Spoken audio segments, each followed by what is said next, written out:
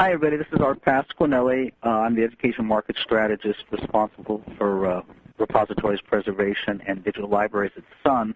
And I just wanted to give a very quick update before we get into this interesting topic today and the speakers. We just had last week a meeting for the Preservation Archive Special Interest Group, and we had about 175 people there at its peak. Fantastic meeting.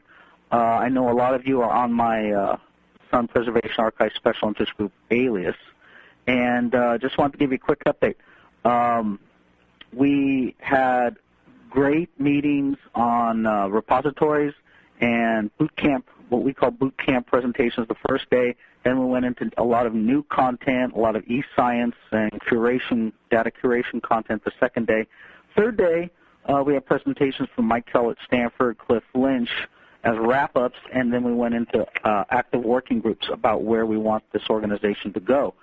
So knowing that not a lot of you could be there, what we did do was set some directions. There's a lot of interest across the board in getting tangible activities going via this group, and we do see it as being unique in that it's really a very hands-on, architecturally storage-focused organization. So we will be setting up along lines of what happened with the Java Architecture Special Interest Group 5-6 years ago. We will be setting up things like hacking days, pre-hacking days, maybe with a parallel boot camp for new members and smaller members. We will have the next one probably in May in Europe, and there are reasons for doing that, but I do think we still need to go back and forth on the meeting. And we are talking about things like developing a cloud capability via the PASIG that could be linked to universities or national libraries, and start having a lot of collaboration around that. Peer review groups, and then that would look at people's architectures, and then also start one-on-one sessions at these events for special people who want to sign up and have one-on-one sessions with either SUN people or experts on a certain subject. So there's a lot of things we are talking about, and I just wanted to pass that on.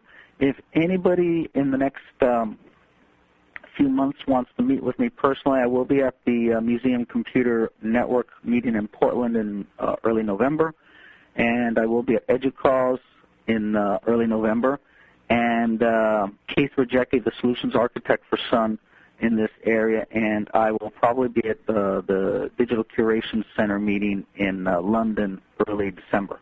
So with that, I think we have a lot of speakers, so I don't want to, take up too much time. But if you're not on the alias and you're curious about what we're talking about, just go to www.sun-pasig, P-A-S-I-G, .ning.com. And all the presentations from this last PASIG are already up. So feel free to peruse them and give comments. So thank you, and I'll turn it over to the speakers. Carol? Thanks, Art, and welcome everyone to the next DuraSpace SUN SPARC All About Repositories web seminar. Today we're going to be talking about Open Access Week, and we're also going to be introducing the DuraSpace Open Access Week contest winners. So thank you for joining us. A little about DuraSpace. DuraSpace is a not-for-profit organization that is focused on providing open technologies for durable digital content that include the DSpace, Fedora Commons, and Mulgara platforms, and also the DuraCloud pilot project. And if you'd like more information about DuraSpace, please visit our website. On to the OA Week contest. At DuraSpace, we were really excited to be able to invite the DuraSpace community during September to share their passions and knowledge of collecting, curating, managing, and disseminating digital repository resources by telling an inspiring story or two about their experiences and entering the DuraSpace SPARC Open Access Week contest. we're very pleased to announce the winners, who are Louise Barnacle. She's a Sales and Marketing Associate for Issue Lab, and she described the 2008 Flexibility Toolkit, which is designed to help employers with workplace disability issues, in her winning entry that was entitled Social Policy Research, How Access Shaped Practice. Also joining us today is Brian Beecher.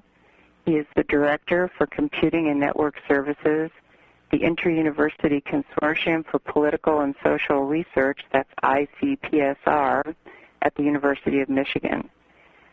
ICPSR is a group that delivers content and has done that for a very long time, 6 decades, and he won with his entry called Cold, Dark, and Lonely, an archive moves online. Eric Mitchell is also joining us today.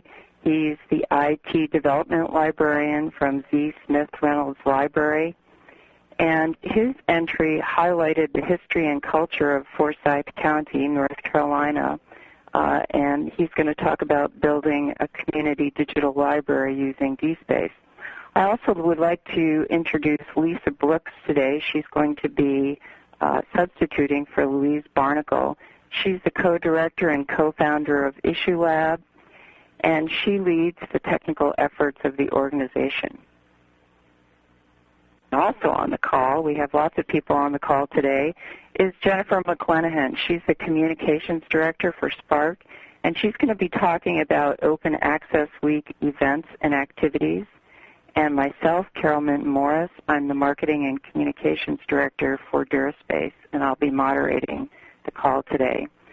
So without further ado, I'd like to turn it over to Jennifer McClenahan, and she's going to tell you a little bit about Open Access Week. Thanks so much, Carol. And thank you to DuraSpace and Sun for coordinating the All About Repositories webinar series, but also for your support of Open Access Week. We really appreciate it. And we're really looking forward to seeing the results of the contest today. Thanks, everyone, for coming. I am Jennifer McClenahan with SPARC, and I'd like to talk with you just a little bit about Open Access Week, what's behind it, what's going on around the world throughout next week, and offer a few things that you can still do if you haven't gotten started yet. The URL for the website for Open Access Week is on the screen. It's openaccessweek.org. On the site, you'll see that the stated aim of the program is to highlight the fact that Open Access Week is an opportunity to raise awareness of open access to research, by which, of course, we mean free, immediate, online access to the results of scholarly research, along with the ability to use and reuse those results. The week is also a chance to mark the significant progress of open access in the world today and to inspire the community, us, to come up with new ways to keep the momentum going. It's really an exciting time. The fact that this week can take place, that it's a week long, and that we have so many participants in so many corners of the globe, marks the fact that the climate around open access and access to research has truly changed. Open Access Week stems from a widespread and growing interest in open access. Research funders, public and private, are looking to open access as a way to maximize their investments in research. And research producers on college and university campuses everywhere look to OA to broaden the dissemination of their institutional research outputs with the adoption of policies and funds to support it. I'd also like to credit the involvement of students in the discussion on access to research, as their contributions have really helped to energize and direct the conversations we're having on campuses today. Many of you will remember that Open Access Week started small as a national day of action by students in the U.S. with SPARC in 2007. But look where it is today. You can see from the logos on the slide that we have no less than 8 organizers this year, in addition to SPARC, Students for Free Culture, the Public Library of Science, the Open Access Directory, IFL, OASIS, and SURF. JISC has joined as a recent organizer. It's really tremendous. We had 30 countries and 130 sites participate last year before these folks joined as organizers and before we were joined by this generous list of partners. So we can only begin to imagine what is going to happen next week. Thank you to DuraSpace, too, for being a partner in this. But it's really the on-the-ground event organizers that are going to make Open Access Week a success. At the national level and the international level, the organizers and the partners can only take it so far. It's the folks on campuses and at research institutes that are really making this happen. So here's a slide from Athabasca University in northern Alberta, which is hosting a webcast on every day of the week next week to focus on a different aspect of open access. Our partners in Japan have created a Japanese language website for Open Access Week to help coordinate the multitudes of sites across Japan that are getting involved. And in Germany, the Alliance of National Science Organizations is coordinating involvement by more than 60 sites across the country. That's up from 10 from the last time I offered such an update. We've got Open Access Carrot Cake, Open Access Jello, and Open Access Haikus. It's really going to be a great year. We've got 4 days left before October 19th. The Open Access Week is October 19th through 23rd, and just 4 days left to go. So we'd like to offer just 5 simple ways to mark the week.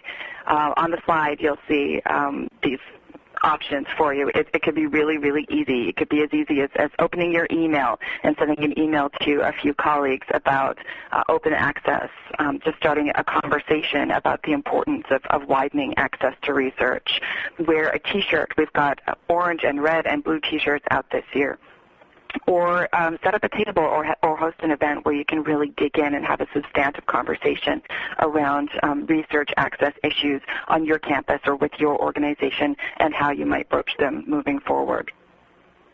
And, of course, on behalf of the organizers and on behalf of SPARC, we continue to produce resources that we want to support you and that we hope will be useful to you next week.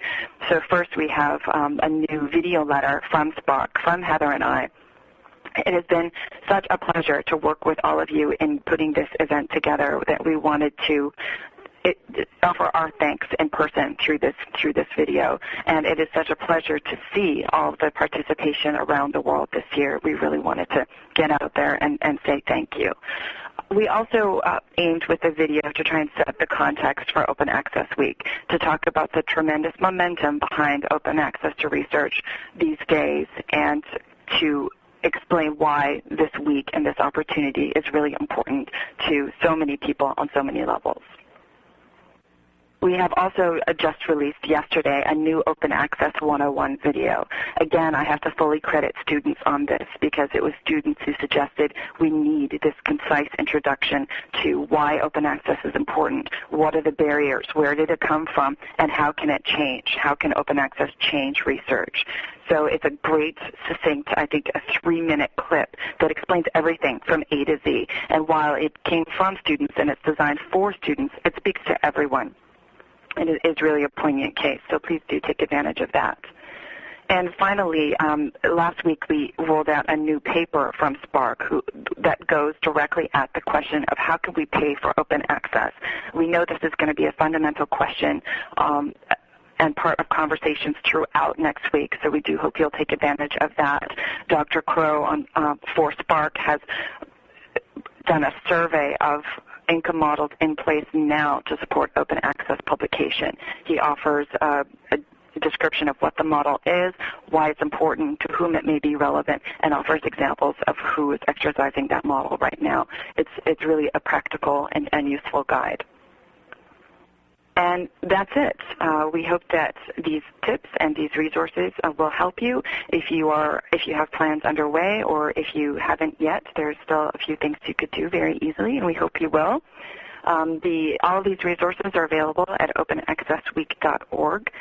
Again, thank you so much to DuraSpace and to Sun for hosting this event today and for running the contest. It's been a pleasure to work with you all. We hope you will visit the site, and please let me know personally if there's any way I can help you. Thank you. Thank you, Jennifer, and thank you, SPARC, and thank you all the organizations who are contributing to make Open Access Week a huge success. I'd like to pass the presenter's baton on to Lisa Brooks. She's going to be leading the first of 3 presentations from our 3 DuraSpace Open Access Week contest winners. And this is the inspirational part of the program. Lisa, please proceed. Well, first of all, thanks for this opportunity to share some information about IssueLab. I'm Lisa. I co-founded and co-direct IssueLab. We're a nonprofit organization located in Chicago, Illinois, and our archive has been in operation since 2005. We've been pursuing our mission full-time, not on a volunteer basis as it was until 2007. So we've been at this now for about a year and a half. Basically, what IssueLab does is we archive social policy research produced by not-for-profit organizations. We facilitate access to research through various online vehicles. We spread the word about the research we archive through a variety of dissemination efforts. Anyone can search, browse, and download resources from IssueLab at no cost, and it costs nothing for nonprofit organizations to create an account and share their research through us. The nonprofit groups that we work with are advocacy groups, university-based research centers, foundations, think tanks. The majority of participating groups are based in the U.S. However, 27 countries are represented in our research contributor base. We provide access through standard online channels like our website. We do e-newsletters. We have about 35 RSS news feeds. And we also run an OAI PMH-compliant data service provider. You can find that at harvest.issuelab.org. And in terms of dissemination, we do a lot of work to let people know that this body of knowledge exists. We pursue search engine optimization and marketing. We do social networking, so you can find us on Twitter. We have a Facebook fan page. We host a LinkedIn policy group. We do a lot of one-on-one outreach. For instance, we get in touch with issue-specific bloggers when we put together a special collection of research or create new content such as interviewing an issue expert for a podcast. All of this type of dissemination work happens on a daily basis. So why nonprofit-produced research? The nonprofit sector produces a tremendous amount of social policy research every year, from investigating what methods will keep kids in school and on track to get a high school diploma to examining what security measures are needed to move America's voting system online. Nonprofits produce a lot of data, a lot of analysis, and a lot of knowledge. And a lot of money is spent on this effort. In fact, billions of dollars are spent each year by foundations to fund social policy research projects. When you include spending by federal, state, county, and city-level government, the money that goes into the nonprofit sector to produce reports, white papers, case studies, data sets, databases, fact sheets, policy briefs, which you can find all of that on IssueLab. It's quite substantial how much money is spent to create this information. And yet there's no system in place to collect, maintain, and track usage of these works. Unlike the scientific or academic publishing world, there's no journal system or standardized publishing in the nonprofit sector. And without these types of mechanisms, decades' worth of research is hard, if not impossible, to discover, locate, and access. You can imagine that progress in many areas of social policy has been impacted by this reality. And in addition to problems of discovery and access, the sector also lacks knowledge around licensing and copyright. Here's a sample of the copyright information you can find in our archive today. A quick read of these kind of pull quotes from copyright notifications gives a sense of the types of restrictions people put on using their work. We have a lot of research right now that carries an all rights reserved notice, and as you can see here, we have a variety of embellishments on that theme. And I think actually this top quote that just basically says you can do nothing with this unless you get in touch and get our permission, it's actually kind of unfortunately, it's a standard in nonprofit kind of notification about reusing their work. That's feeling kind of dire, but we actually also do get some rights information that conveys positive reinforcement for reuse. It's sort of a take it, use it, mention where you got it approach. And it's better, but it's sometimes not very clear. For instance, in this second quote, where the suggestion is to depend upon fair use, you know, we can imagine there are some folks that have no idea what that means. So we have a real mishmash of copyright notification that gets in the way of our knowledge mobilization efforts. This chart shows a recent snapshot of our research holdings according to copyright and summarizes where we're at. A little over 90% of the work we archive comes to us as PDF files, and I should mention that about 0% of those PDFs have the proper metadata embedded in them, which is another thing that we're working on. About 50% of our PDFs have no explicit reproduction, distribution, or ownership information. A little over 20% carries restrictive all rights reserved notification. So that's, about a third of what we have that, does have any rights at all attached to it. It's all rights reserved. And then only 12% have been licensed with an open license. In our case, all of the open licenses in our archive are Creative Commons licenses. At this point, we're very focused on correcting and managing the copyright issues that I'm describing here. We've got a few educational and technical initiatives that we're pursuing to start making some headway with these problems. So what IssueLab worked hard to do is free up these resources. We want to give them visibility and new purpose. That's why we are advocates of open access and Creative Commons licensing. We know that IssueLab's audiences, from research producer to research consumer, as well as the field of social policy research, are best served by IssueLab's adherence to the open access paradigm. I invite everyone to come visit us at www.issuelab.org, and if you're a nonprofit with research to share, create a free account, add your work. We'll get right on to building awareness about it. And I also want to just mention that for Open Access Week, besides just doing what we do, we're hosting what we're calling our Research Remix contest. You can find out about that at issuelab.org/researchremix, all one word. And basically what we're doing is asking folks who participate to take a look at the 300-plus pieces of research that we've archived that carries a Creative Commons license, a share and share alike license, and take that to create new video footage about issues that we track. So it's a fun contest. I think it's a fun new way to help people think about open access and how important it is, and I hope you'll check that out too. And that's all I have. Thanks for listening. Thank you so much, Lisa. We really appreciate that update. Next up is Brian Beecher from ICPSR at the University of Michigan. Brian? Hey, thanks, Carol. So I'm going to tell a little story today, a little three-part story. And my 6-year-old daughter always says, make it a scary story but have a happy ending. And so that's what I'm going to shoot for today. I'll tell you a little bit about ICPSR and then the scary problem in the middle that we're trying to solve, and then hopefully the happy ending. There we go. So first, a little bit about ICPSR. That, as Carol mentioned earlier, that stands for Inter-University Consortium for Political and Social Research. And we're at the University of Michigan, and we tend to serve higher ed and the U.S. government. And then maybe more broadly, the hot, flat, crowded world out there. We've been in business since 1962. And what we do is we acquire and curate and deliver social science data in a way where what JSTOR is to journal articles, that's what we do for data. Data can come to us from the federal government or from a researcher who finishes his or her research and then turns the data over to ICPSR for long-term preservation and to make it available to others.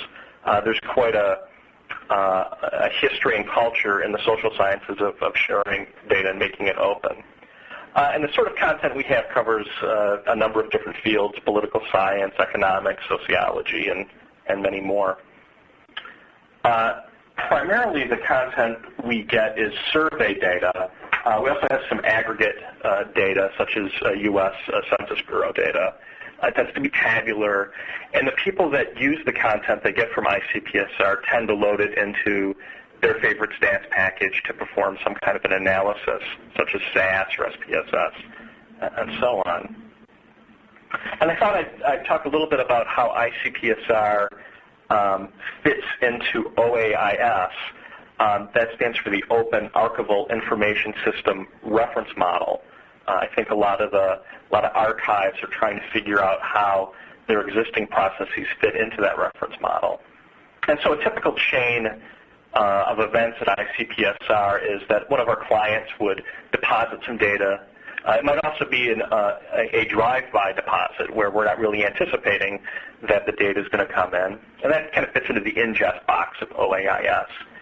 And then typically we'll normalize the content into plain text, so ASCII or maybe Unicode of some sort, and create these setups for each stat package. And then we create a lot of metadata at ICPSR, and typically that's used in finding aids.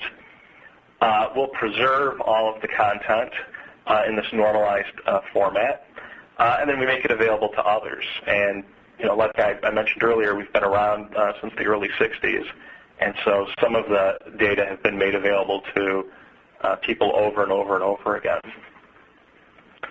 Throughout ICPSR's history, in terms of access, the technology and mechanisms have really been contemporary throughout time. So, back in the day, we would send people tapes through the U.S. Postal System or through a courier service.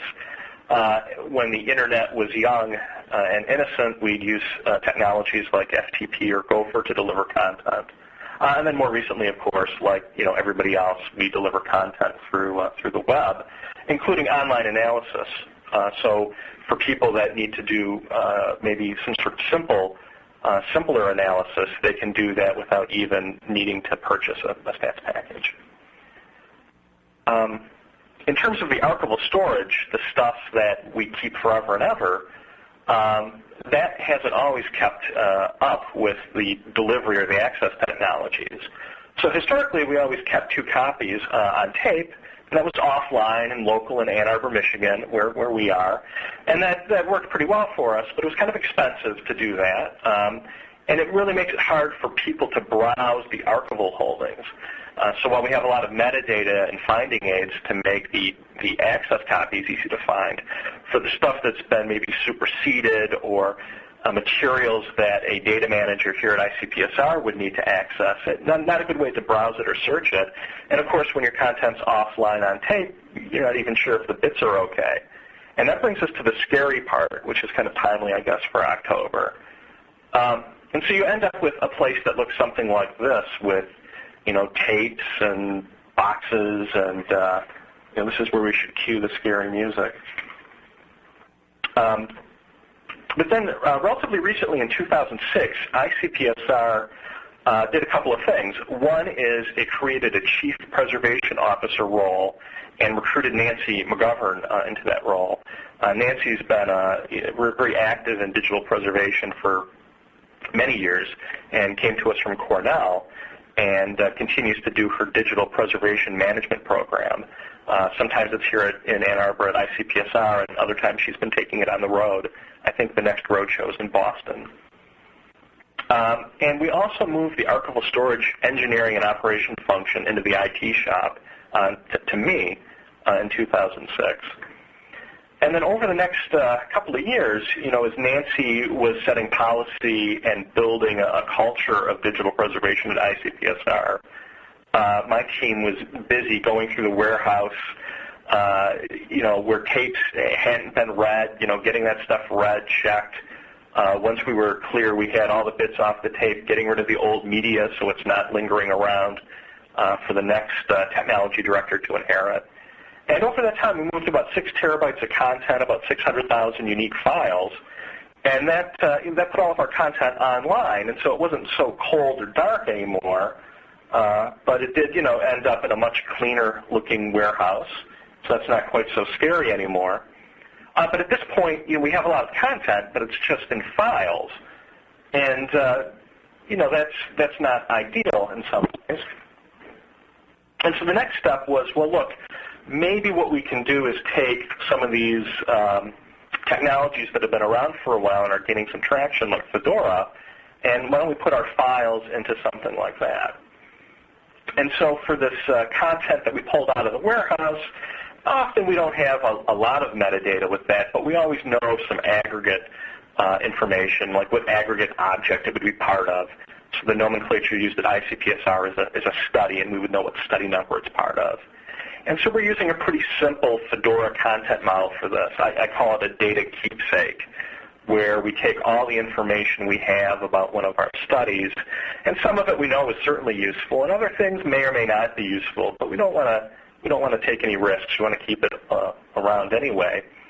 And so it's pretty easy then to take a lot of this content and turn it into Fedora objects. And so that's one project that's been actively underway for maybe the past 6 months here.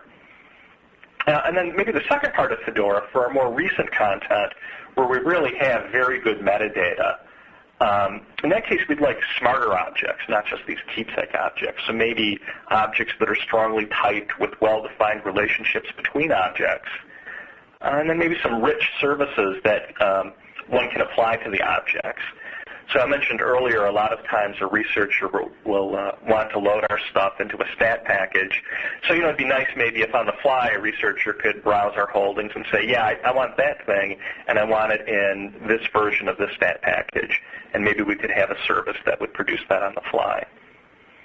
So it's definitely possible to do this sort of thing with Fedora. And really the main barrier for us had been time and money, which are always issues. But then so this is the happy ending. The federal government and the Recovery Act came to our rescue, and we applied for and received an NSF EAGER grant. That's the Early Concept Grants for Exploratory Research Program. And that's going to pay for about 1.5 people total over 18 months. And as part of this project, we'll deliver 3 things. One is a content model architecture, Fedora CMA, that can be used for social science data and the documentation around that data. And then some packaging tools so that archives that have social science data, there are a lot of them out there. ICPSR is probably the biggest and oldest, but there's certainly more. Some packaging tools so that archives can create FOXML easily, so it can be ingested into Fedora. And then some nifty service deployments and service definitions to do things like I was mentioning, give me the documentation or give me the data in these useful formats. And so that's the happy ending. Thanks for your time today. There's a blog URL up there where we're recording a lot of what's going on in tech at ICPSR, and in particular information about Fedora and the NSF EAGER grant. Thanks again.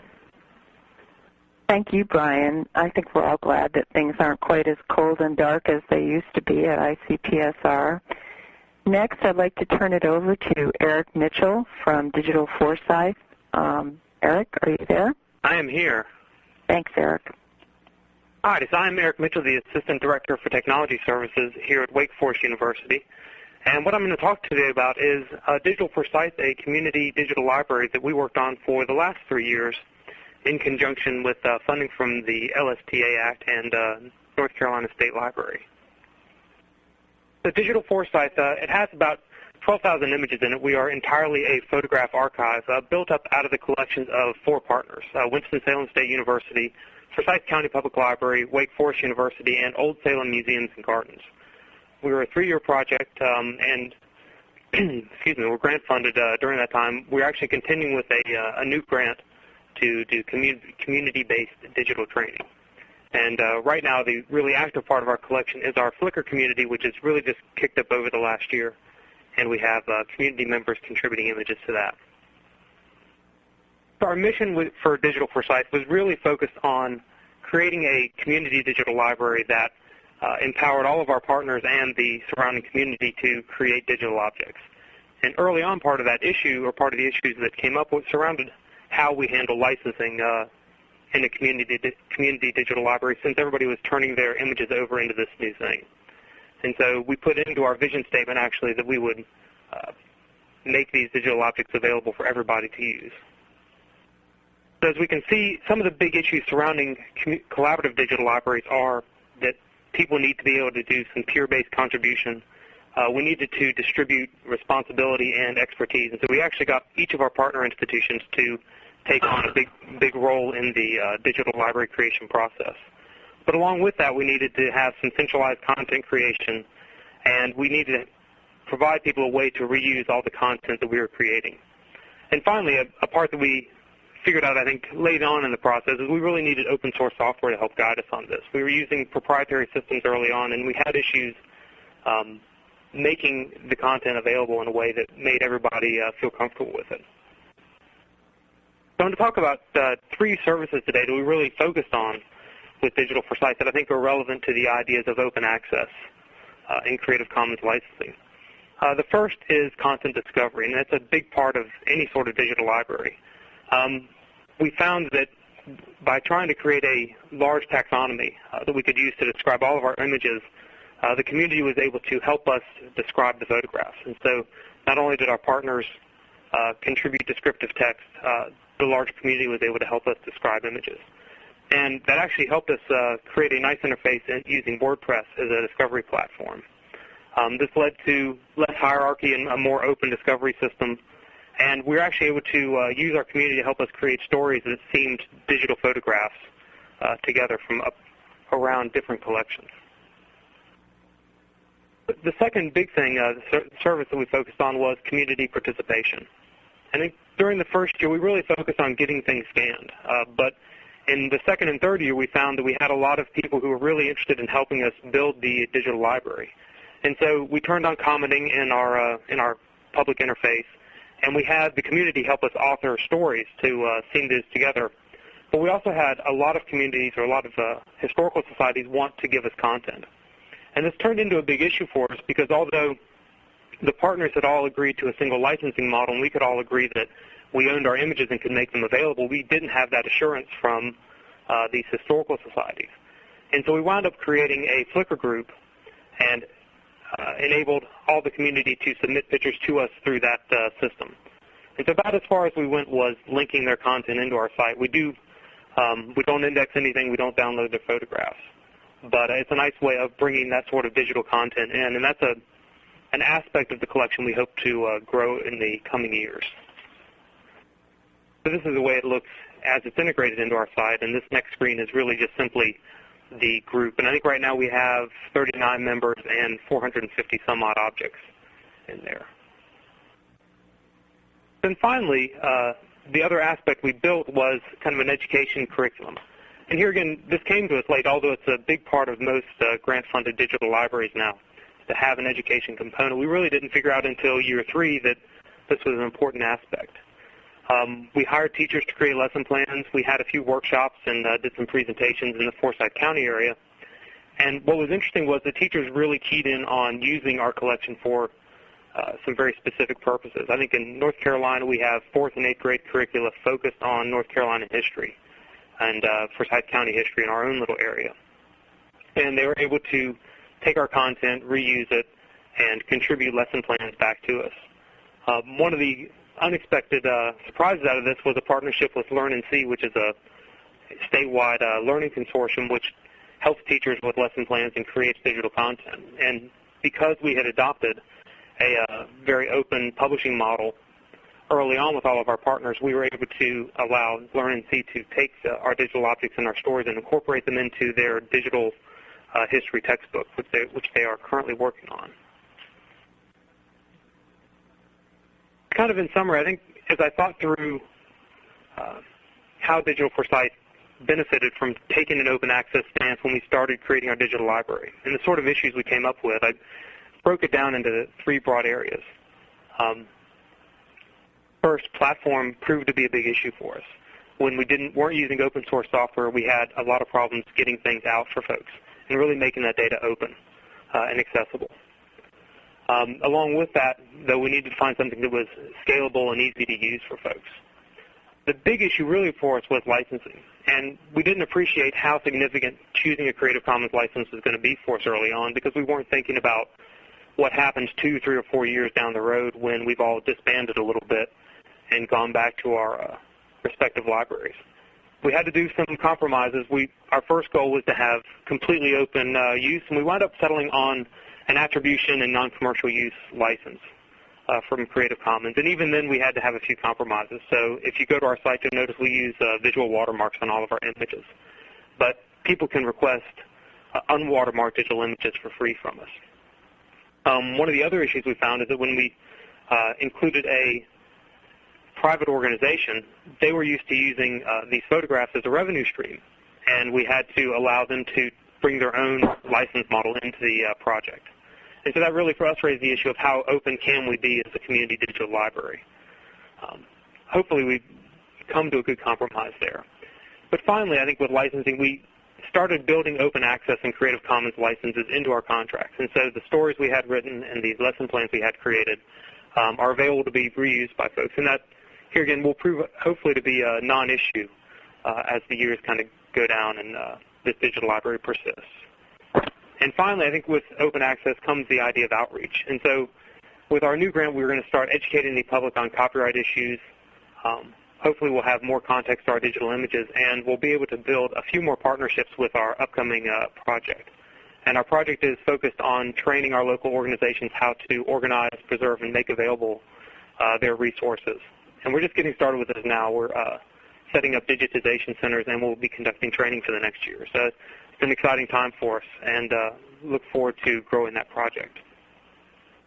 So if you've got questions about Digital for Sites, you're more than welcome to get in touch with me or our technical lead, Kevin Gilbertson, or primary investigator, Susan Smith. So that's all I have. Thank you so much, Eric. It's a wonderful resource, and thank you for sharing information about it today.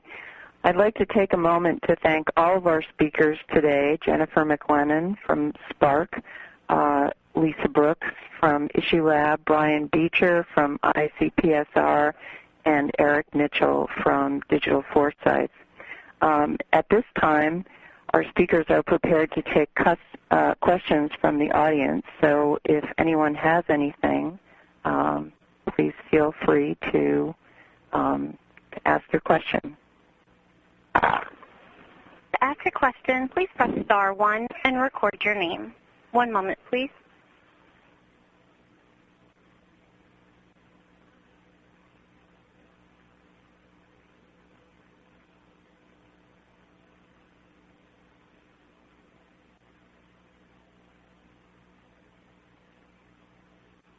There are no questions at this time. If there are no questions from the audience, I do have a question from me to all of our speakers. Are there any anecdotes that you could share with us today about perhaps some personal story about how open access to the content in your various repositories really changed someone's mind or changed their life or really affected the way that they work in some significant way? Hi, Carol. This is Lisa from IssueLab, and I actually just was joined by Louise, who is the person who entered us into the contest, and she just kind of jumped out of her seat to say, I have a story, so I'm going to pass the phone over to her and let her tell you what our experience has been. In 1 second. Hi, everybody. This is Louise talking. I just wanted to share a quick story with you that is actually a really personal one, and I think this is a good kind of example of how our approach to open access really affected somebody personally. We recently featured a special collection of research on environmental justice, which actually included a piece of research written by the National Academy for Public Administration there were a variety of case studies included about chemical spills, and we actually had a person call in to IssueLab who had just found out that the study was conducted. She was performing a simple Google search, actually, for Alt Gardens chemical spill, which happened here in Illinois. And, IssueLab popped up. She was able to access the resource. She's actually a former resident of the area and has 2 disabled children. And so she never was really aware that there was any public outcry about this. There were any formal studies conducted. And so we were able to really connect her with the organization that wrote the report.